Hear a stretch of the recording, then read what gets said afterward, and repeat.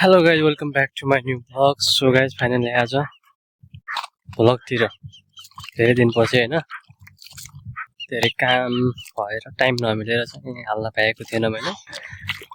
So हल्का busy भएर पनि भ्लग बनाउन पाएको थिएन। बिहान उठ कामतिर हैन, बिहान कामतिर, दिउँसो कामतिर, खाना खाने टाइम त हुँदैन। अब भ्लगतिर कहाँ हुन्छ। अब घर जाने प्लानिङमा छु। घर गएपछि चाहिँ डेली भ्लग आउँछ हैन। सबैजनाले साथ सपोर्ट गरिदिनु होला। मेरो भिडियोलाई चाहिँ धेरै भन्दा धेरै शेयर हैन, मेरो च्यानललाई सब्स्क्राइब गरिदिनु नभुल्नु होला। अनि म चाहिँ डेली अबदेखि चाहिँ म चाहिँ एक हप्ताभित्र भन्दा नि 10 दिन बाँकी छ अझै। 10 दिन बाँकी छ। 10 दिनभित्र म नेपाल पुग्छु।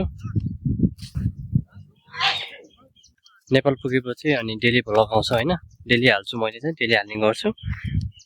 सो गाइज अब यस्तै छ ठाउँ। सधैँ एउटै लोकेसनमा भिडियो बनाउनु मन लाग्दैन हैन। सधैँ यता आउने यही जाने हैन। अब नेपालतिर भए यताउति भयो, यताउति घरतिर भए त्यता जान सजिलो हुन्थ्यो।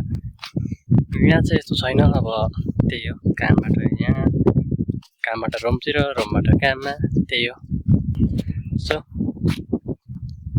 डेली त्यही हो हैन।